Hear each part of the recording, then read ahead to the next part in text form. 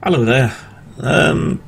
I figured since a lot of you react to left-wing ideas and ideology in much the same way as medieval peasant Christians reacted to anything the priests told them was evil, that I would dress appropriately to discuss my politics.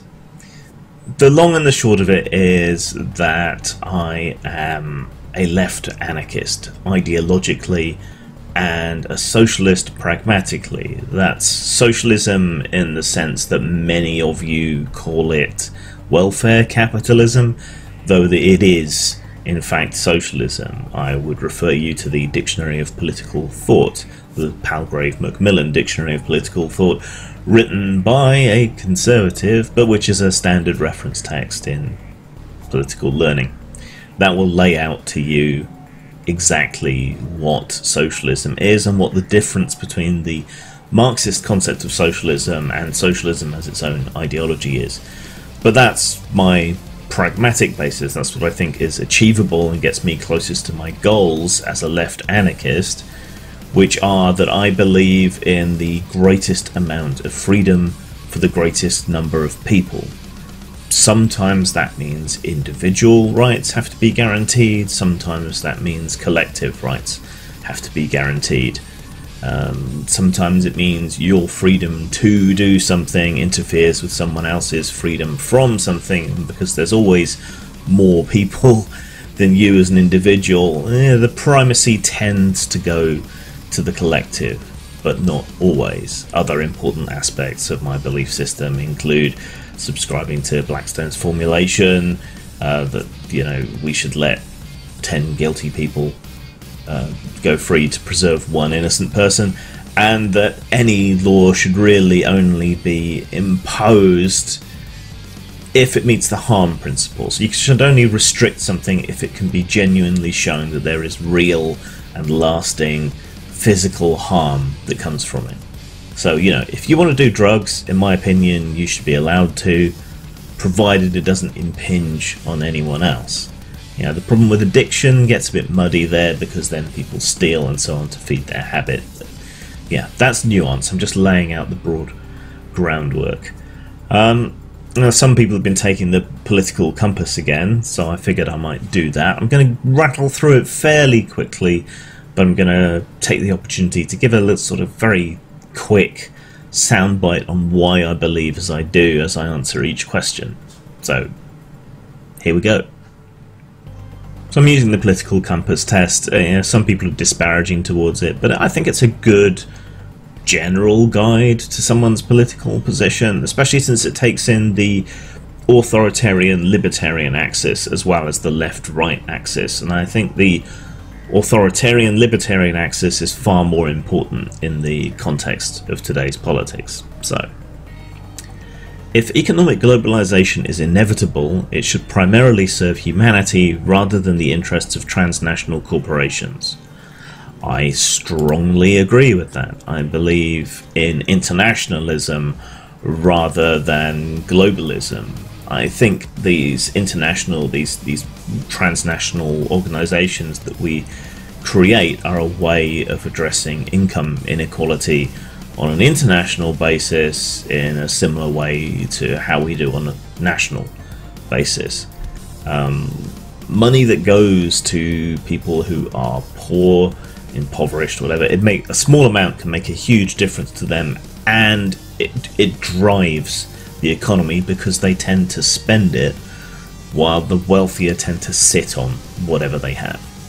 So, I'd always support my country whether it was right or wrong. Strongly disagree. If my country is wrong, I will say so, and nationalism just makes no sense to me. To be that bound to arbitrary lines on a map is just an outside context problem to me. I value the associations that I choose far more than the ones I'm born into, for the most part. No one chooses his or her country of birth, so it's foolish to be proud of it. Strongly agree, as I just laid out. Our race has many superior qualities compared with other races. Strongly disagree.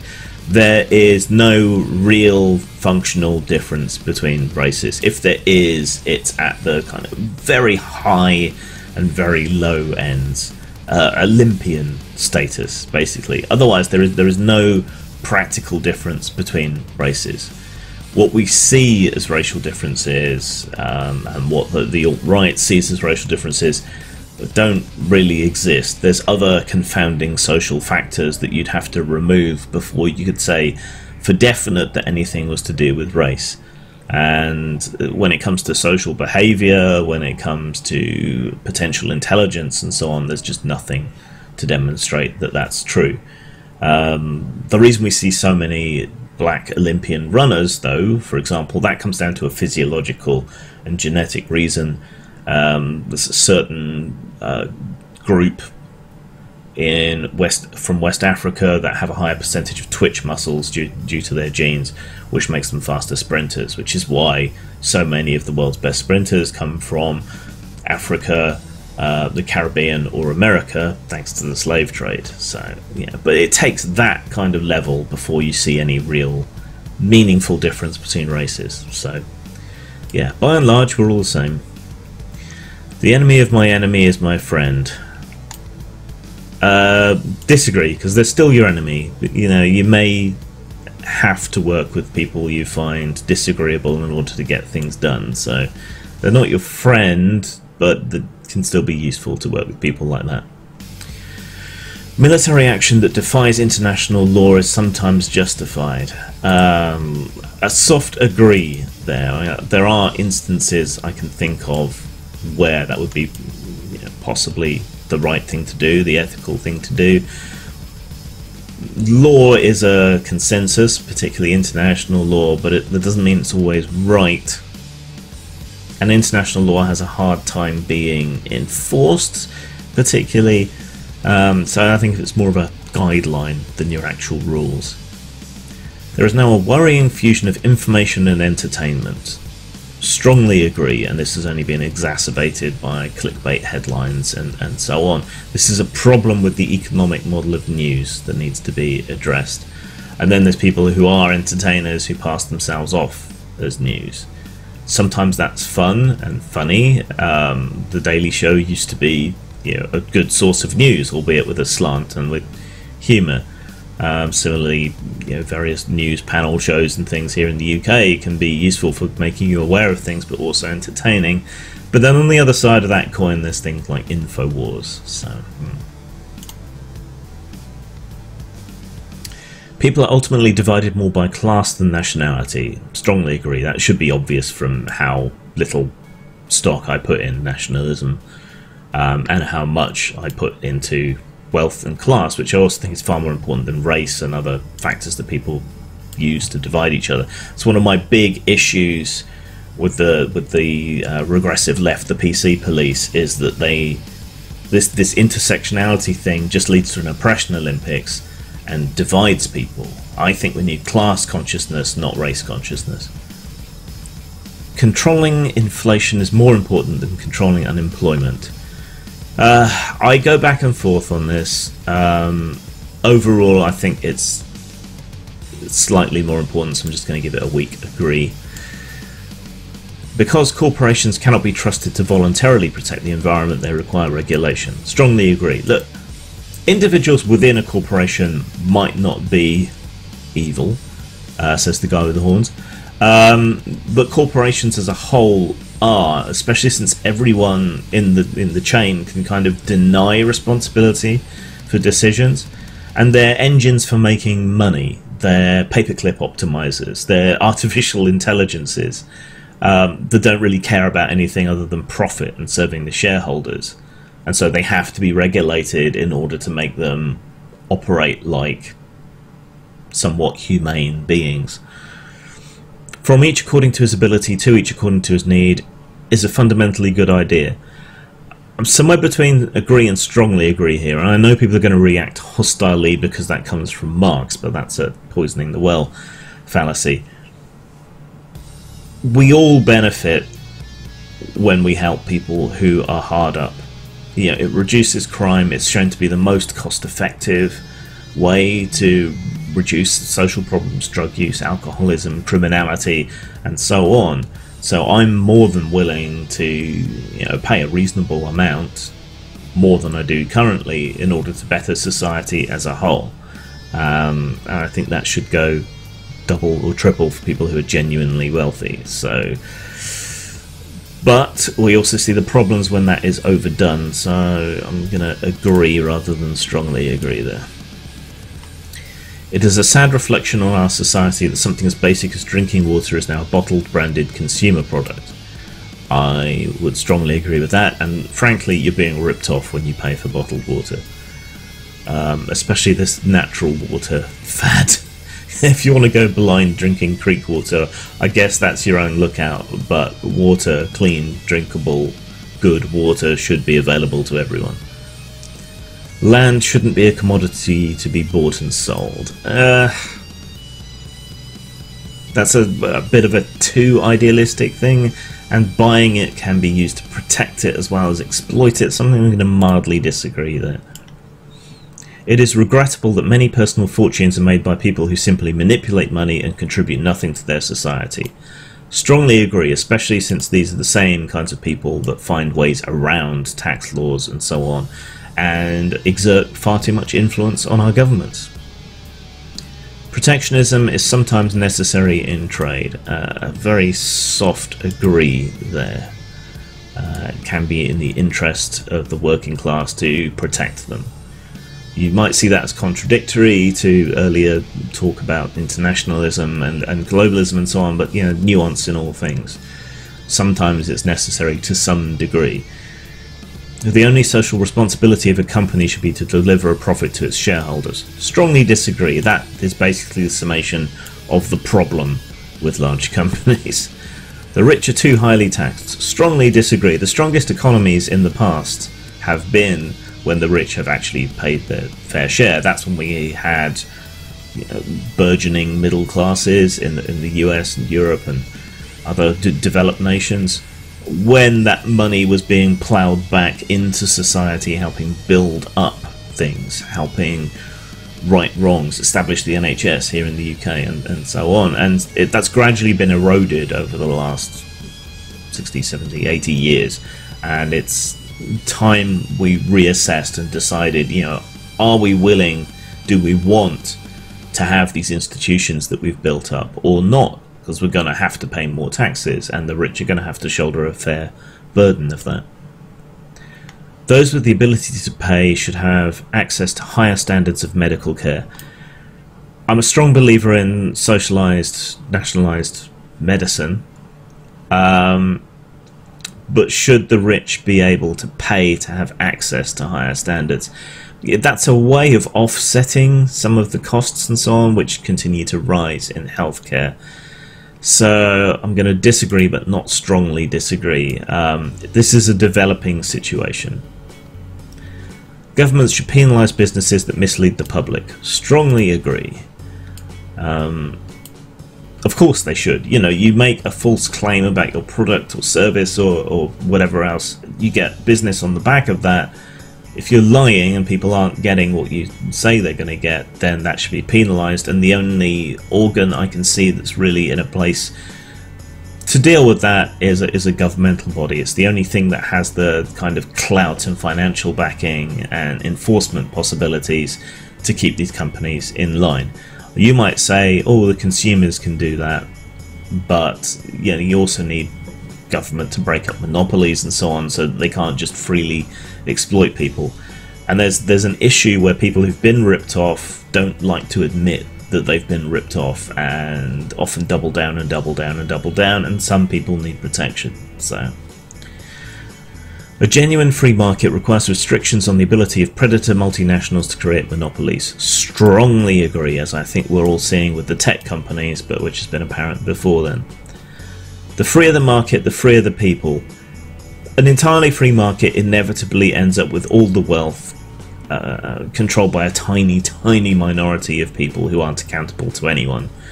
So that would put me in strongly disagree, but I do think that we need mixed economies. So we do need a certain amount of freedom up to a certain point.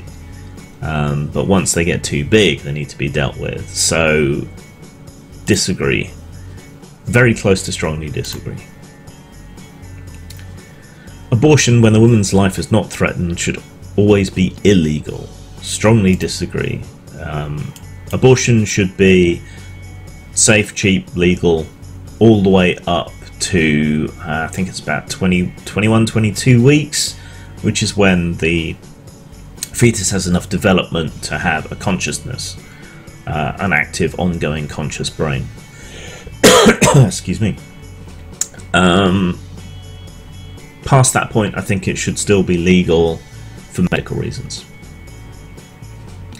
All authority should be questioned. Strongly agree. We should always examine what people say, what people think, why they think what they do, why they say what they say. Just being an authority is not sufficient. An eye for an eye and a tooth for a tooth. A punishment should be proportionate, but should leave room for reform and forgiveness. That's the optimal game theory strategy. So, disagree, but not strongly disagree. Taxpayers should not be expected to prop up any theatres or museums that cannot survive on a commercial basis. Commerciality is not the sole determiner of value, so disagree, but not strongly disagree. There has to be a certain amount of viability, but then you've got to balance historical value, cultural value, things like that, things that aren't purely expressed in monetary terms. So. Schools should not make classroom attendance compulsory. Strongly disagree. Learning is important. Of course, what people are being taught also needs to be examined. All people have their rights, but it is better for all of us that different sorts of people should keep to their own kind. Strongly disagree. Far better that people mix, share ideas and so on, and historically that has been the case when we've had the most rapid advance in our societies, the most tolerant societies. Rome, the Islamic Golden Age, these are all marked by a relaxation in tyranny and a lot of mixing between different people of different ideas and cultures and so on. Good parents sometimes have to spank their children. Very rarely, so I'm going to say disagree rather than strongly disagree. It's natural for children to keep some secrets from their parents. Strongly agree, even children have a right to some privacy. Possessing marijuana for personal use should not be a criminal offence. Strongly agree, it's harmless. The prime function of schooling should be to equip the future generation to find jobs. Disagree, but not strongly disagree. This is a similar problem to when we're talking about theatres and so on. The sole determiner of value is not monetary value. There are other reasons to learn things, other reasons to back things, other reasons to sink resources into things. But we should be able to find something productive that we can do. So that's why it's disagree but not strongly disagree. And I think we need to expand education and change the culture to value vocational training more than we currently do. People with serious inheritable disabilities should not be allowed to reproduce. This is going to give some people the wiggins, but I strongly agree with that, at least in the current state of how things are. There's constant advances in retroviral treatments and so on, gene manipulation. It may be possible at some point that we will be able to snip out and replace these heritable disabilities at the genetic levels. This isn't a call for eugenics, exactly, but it is irresponsible to pass on seriously debilitating conditions to children. And there are people, there's been documentaries about this, who are blind, who want their children to be blind and have asked to be able to select embryos that carry the traits for that blindness. This strikes me as just cruel and perverse, almost fetishistic, and I don't think that should be allowed. But I'm not saying we should go and forcibly give everyone who's a crip the snip. Don't snip the crip. There's a t-shirt for you. The most important thing for children to learn is to accept discipline. Strongly disagree. The most important thing is to question and see if things are justified or not. There are no savage and civilized cultures, there are only different cultures. Disagree, but not strongly. I mean, it's not okay to tear someone's heart out and eat it in order to ensure that the crops come the next season, next harvest season. You know, that is savage. At the same time, there are differences between cultures that are more aesthetic and don't really have too much impact. So I think there is a progression of human flourishing, as Sam Harris would put it. But I do think people overplay that hand in calling other cultures savage and so on.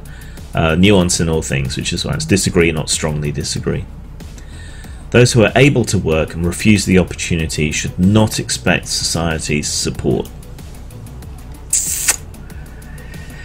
It's tricky. See, there's been a thing in this country for a while where if you've been on job seekers benefits for a long time, they will essentially force you to go to work for what amounts to less than minimum wage for companies. So that's a bit close to slavery. I don't think we should stand idly by and let anyone starve. I think that's irresponsible, even if they're people who refuse the chance to better themselves and get work and so on. So there isn't really an option that matches my very mild level of disagreement, so just disagree. When you're troubled, it's better not to think about it, but to keep busy with more cheerful things. I'm a depression sufferer. That's pretty much impossible. I don't know whether it's better or not. I think it's probably better to deal with the things that are upsetting you to the extent that you can, so disagree. First generation immigrants can never be fully integrated within their new country. Disagree, but not strongly disagree. I think really integration comes with second and third generation, but it can happen with first generation immigrants. You know, seen that happen in my lifetime with previous waves of immigrants. Slot into the culture pretty well. Admittedly, they came from former colonial holdings of Britain, so perhaps there's a kind of jump start on British culture that you get from there. Some Indians, Hindu Indians, are more English than the English, it must be said. What's good for the most successful corporations is always ultimately good for us all. Strongly disagree, paperclip optimizers. No broadcasting institution, however independent its content, should receive public funding.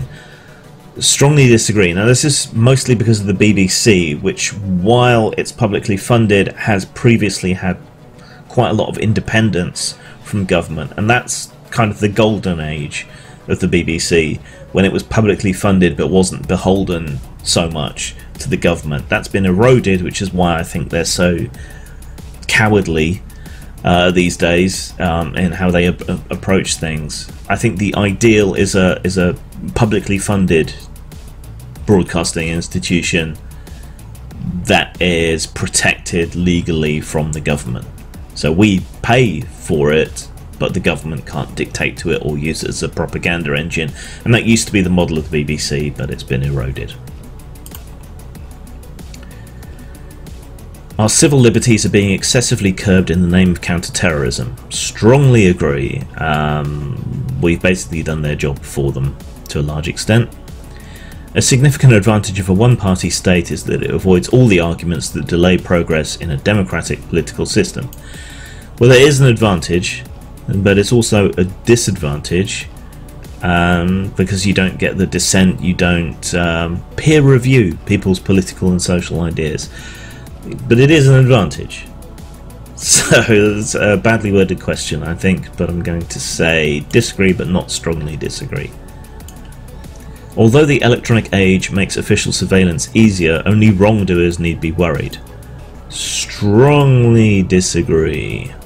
You need only look at the porn laws coming in April in the UK and so on to show that people who are engaged in perfectly consensual safe, normal activity, in this case fapping, suffer when surveillance and government control is imposed. So the death penalty should be an option for the most serious crimes. Even for the most serious crimes, I don't think we should kill people because it makes us moral hypocrites. So I strongly disagree. In a civilized society, one must always have people above to be obeyed and people below to be commanded. Strongly disagree there. Obeying, just obeying without thought, or just accepting commands without thought. We've done that in the past and we know how it ends up. Abstract art that doesn't represent anything shouldn't be considered art at all. Anything creative is art, so strongly disagree. However much I might not like a particular piece of art or whatever, if someone else does, if someone else made it, if other people want to see it, who gives a fuck? It should be considered art. In criminal justice, punishment should be more important than rehabilitation. Strongly disagree. I'm on a purely pragmatic basis. Rehabilitation, helping people get skills and so on and become more productive members of society, this is shown to work far better than the deterrence effect. So that's an entirely pragmatic solution to me from the science. It is a waste to try. It is a waste of time to try and rehabilitate some criminals. Well, there are always some people who are just psychopathic, damaged beyond repair. So agree, but not strongly agree. The business person and the manufacturer are more important than the writer and the artist. Well, as a writer, I'm obviously biased, but I'm going to say I strongly disagree. Mothers may have careers, but their first duty is to be homemakers. Strongly disagree. Either mother or father can be homemaker. It's not the first duty of either. They can share. One can stay and be the homemaker, one can go out to work, and it doesn't really matter which one. So, multinational companies are unethically exploiting the plant genetic resources of developing countries. Well, yes, and the other resources and so on, but they're also the only ones that are in a position to make use of them, so agree, but not strongly agree.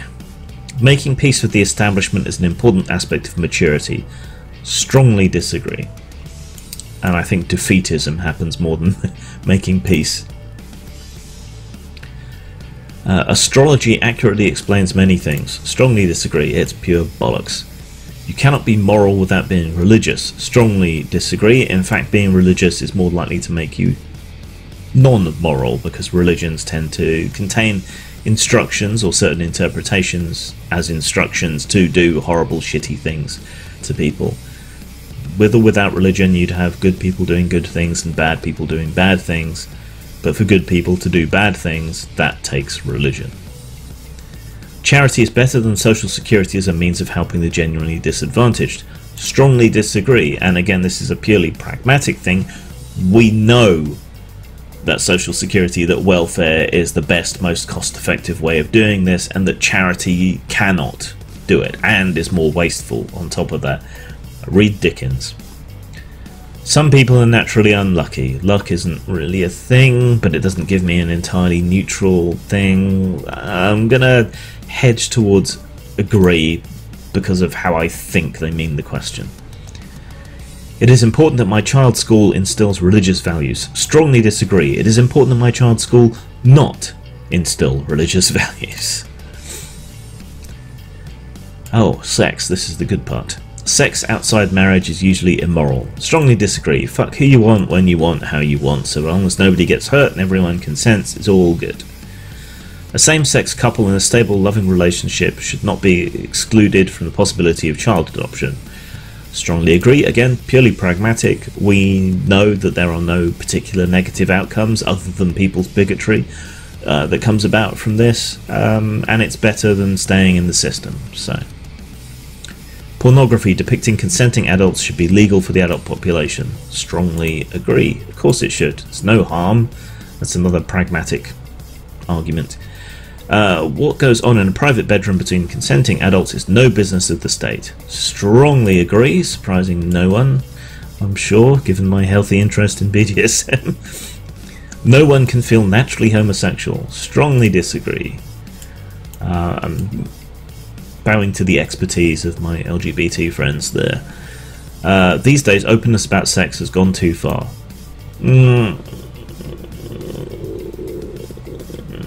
Disagree, but not strongly disagree. I mean, you should be as open as you want to be, but there's something to be said for decorum and mystery as well. So where do I stand? I stand well down in the bottom left quadrant, so left libertarian.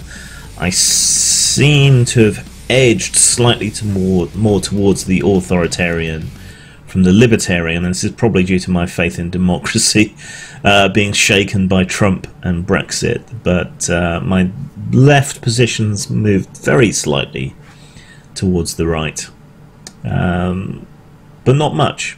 Yeah, I used to be practically all the way down in the bottom left-hand corner, so I've moved slightly to the centre. I think that's just a mark of the politics that we exist in now, and my reticence to be associated quite so strongly with the modern left, who've gone insane. But there you go. Now you know. Zang.